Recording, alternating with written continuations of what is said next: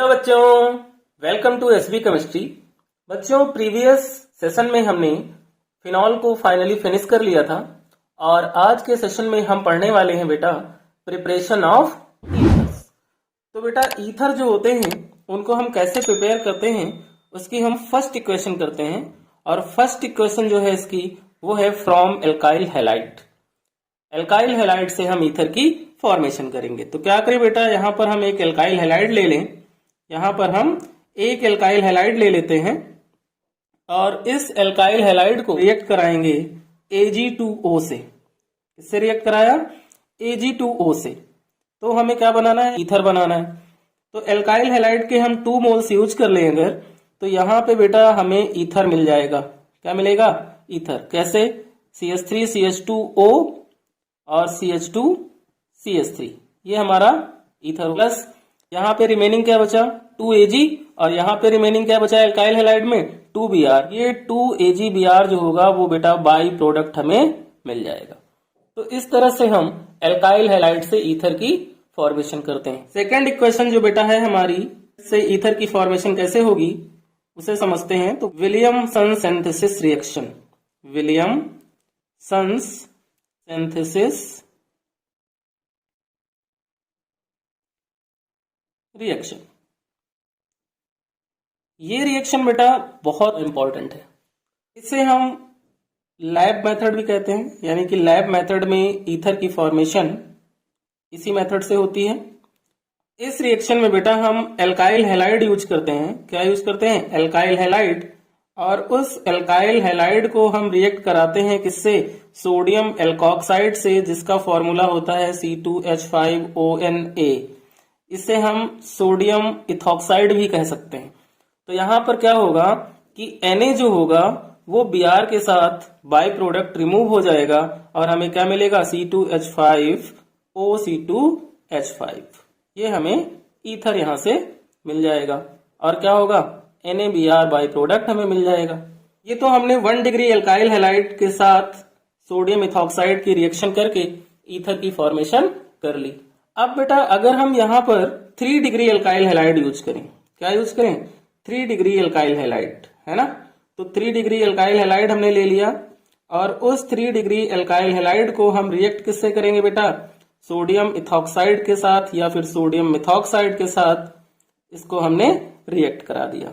अब यहाँ पे क्या होगा कि हमें ईथर नहीं मिलेगा, हमें ईथर नहीं मिलेगा, क्योंकि 3 डिग्री एल्काइल हैलाइड जो होता है वो ईथर नहीं देता है, वहां पर एलिमिनेशन रिएक्शन हो जाती है। क्योंकि 3 डिग्री एल्काइल हैलाइड बेटा ईथर नहीं देता है, तो जब ये ईथर नहीं देगा तो क्या होगा कि यहां से Na और यहां से Cl बाई प्रोडक्ट निकल जाएगा, यहां से एक H और यहां से एक O और C2H5। तो C2H5OH जो है बाई प्रोडक्ट निकल जाएगा। तो हमें यहाँ पे मिलेगा क्या बेटा? यहाँ पे हमें मिलेगी एल्कीन।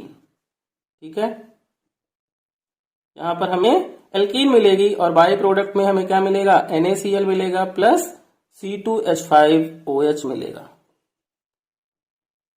सो बेटा 1 डिग्री एल्काइल हैलाइड ईथर देता है और 3 डिग्री एल्काइल हैलाइड ईथर नहीं देता है।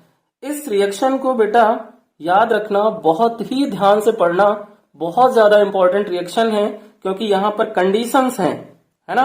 बट अगर हम यहाँ पर बेटा यूज करें क्या? 3 डिग्री एल्कोक्साइड यूज करें। क्या यूज करें? 3 डिग्री एल्कोक्साइड, यानी कि C2H5ONa जो हमने लिया था 1 डिग्री में, अब हम उसको लेने वाले हैं 3 डिग्री में। तो 3 डिग्री एल्कोक्साइड में हमने ये एल्कोक्साइड ले लिया 3 डिग्री का और इस 3 डिग्री एल्कोक्साइड को हम क्या करेंगे? 1 डिग्री एल्काइल हैलाइड के साथ रिएक्ट करा दें। 1 डिग्री एल्काइल हैलाइड के साथ रिएक्ट करा दें तो यहां पर बेटा हमें ईथर मिल जाता है। क्यों? क्योंकि यहां से Na और यहां से Br बाई प्रोडक्ट रिमूव हो जाएगा और यहां हमें मिलेगा CH3C और यहां पर CH3, यहां पर CH3, है ना। ONa का बॉन्ड ब्रेक हुआ, Na Br के साथ रिमूव हो गया और यहां पे क्या बचा? C2H5 और हमें NaBr मिल गया। तो ये तो थी बेटा कंडीशन। क्या कंडीशन है कि 1 degree alkyl halide 1 degree alkoxide के साथ ईथर देगा, 3 degree alkyl halide 1 degree alkoxide के साथ ईथर नहीं देगा, but 3 degree alkoxide 1 degree alkyl halide के साथ ईथर देता है। और बेटा विलियमसन सिंथेसिस रिएक्शन जो है, इस मेथड से हम सिमेट्रिकल और अनसिमेट्रिकल ईथर दोनों बना सकते हैं। सेकेंडरी ईथर भी बना सकते हैं, टर्जरी ईथर भी बना सकते हैं, जैसा कि अभी आपने देखा कि टर्जरी ईथर यहाँ पे बन रहा है। और यहाँ पर हम एरोमेटिक ईथर की भी फॉर्मेशन इस मेथड से कर सकते हैं। तो एरोमेटिक ईथर की अगर फॉर्मेशन करनी है तो यहाँ पर बेटा हम क्या लें, CH3Br लें, यानी कि एल्काइल हैलाइड, और उसको हम एरोमेटिक सोडियम फिनॉक्साइड के साथ क्या करें, रिएक्ट कर दें अगर, तो यहाँ क्या होगा कि NaBr के साथ बाई प्रोडक्ट रिमूव हो जाएगा और यहाँ पे क्या बचेगा, रिंग के ऊपर O बचेगा और O के साथ कौन आ जाएगा, CH3 आ जाएगा, है ना। तो ये क्या हो गया, हमारा ईथर हो गया और यहाँ बाई प्रोडक्ट क्या मिला, NaBr मिल गया। इक्वेशन क्लियर हो गई। तो ये है बेटा विलियमसन सिंथेसिस रिएक्शन, जिसमें कंडीशंस हैं कि कब कौन विलियमसन सिंथेसिस रिएक्शन देगा, ठीक है ना। तो इन्हें याद रखना, यहां से क्वेश्चन 100% बोर्ड एग्जाम में पूछा जाता है बेटा। नेक्स्ट मेथड ऑफ प्रिपरेशन हम पढ़ते हैं बेटा ईथर का। नेक्स्ट मेथड है फ्रॉम एल्कोहल्स। एल्कोहल से हम ईथर की फॉर्मेशन कैसे करेंगे बेटा, यहां पर हम क्या करें कि एल्कोहल ले लें और एल्कोहल का क्या करा दें, डिहाइड्रेशन करा दें। कैसे, यहां पर हमने लिया C2H5OH, है ना, और इसके हमने यूज किए 2 मोल्स। अब क्या करना है कि कंसंट्रेटेड H2SO4 की प्रेजेंस में हम इसे 413 केल्विन पर हीट कर दें, तो यहां से बेटा क्या होगा, वाटर रिमूव हो जाएगा और हमें क्या मिल जाएगा, ईथर मिल जाएगा। इस तरह से हम एल्कोहल से भी ईथर की फॉर्मेशन कर सकते हैं। यहाँ पर डिहाइड्रेटिंग एजेंट में हम Al2O3 को भी यूज कर सकते हैं और टेम्परेचर वहां पर कितना होगा, 520 केल्विन। अब हम करते हैं बेटा नेक्स्ट मेथड ईथर की फॉर्मेशन का। नेक्स्ट मेथड है from Grignard reagent.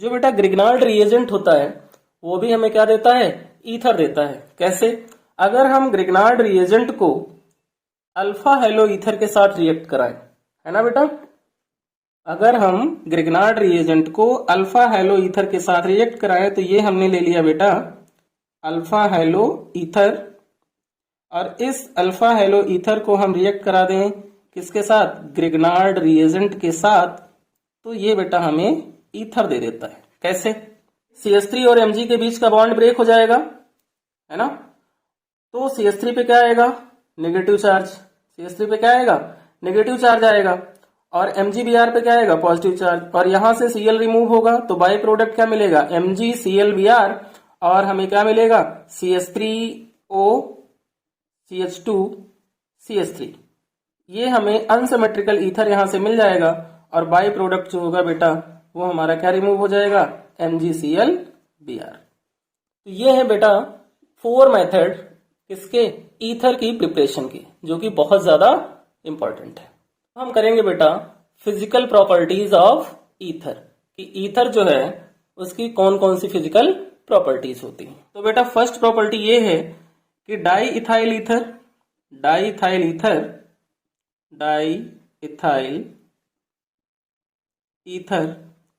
And ethyl methyl ether, ये बेटा दोनों क्या होते हैं, कलरलेस गैसेस हैं, are colourless gases.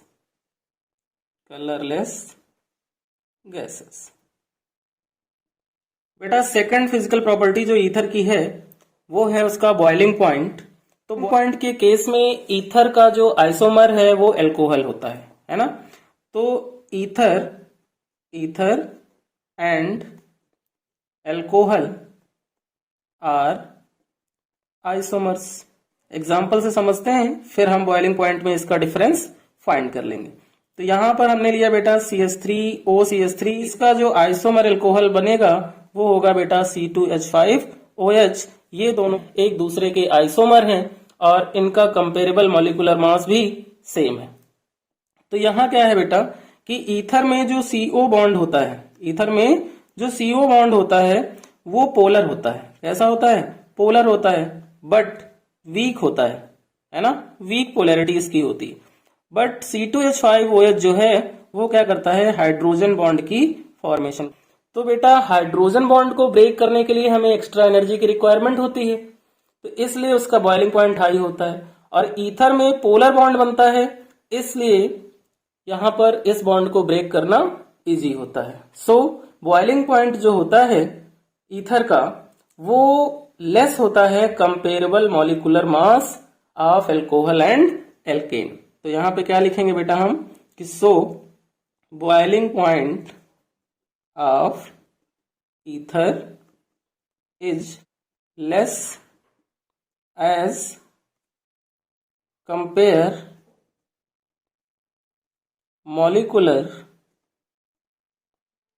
molecular mass than alcohol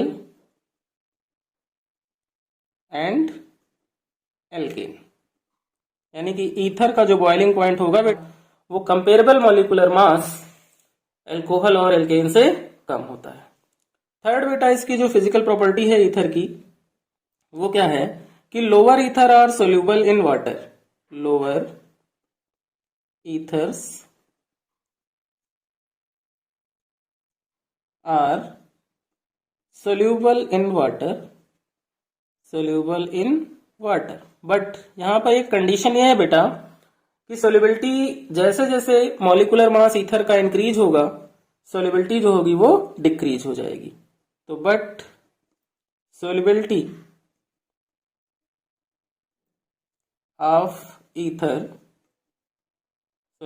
of ether decrease with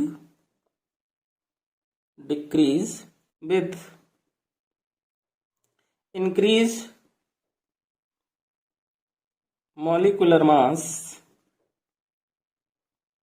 of ether. ये बेटा इसकी सोल्युबिलिटी होती है। तो ये थी बेटा method of preparation of ether and उनकी प्रॉपर्टीज। तो मेथड ऑफ प्रिपरेशन में बेटा विलियमसन सिंथेसिस रिएक्शन बहुत इंपॉर्टेंट है, नेमिंग रिएक्शन है। किसी भी टाइप का क्वेश्चन इस पर आ सकता है, चाहे वो नेम रिएक्शन के फॉर्म में आए या फिर अदर कंडीशन में। तो उसको बहुत अच्छे से प्रिपेयर करना, और फिजिकल प्रॉपर्टी से भी कभी कभी क्वेश्चन एग्जाम में आता है, तो इन्हें भी अच्छे से आप पढ़ना। ओके बेटा।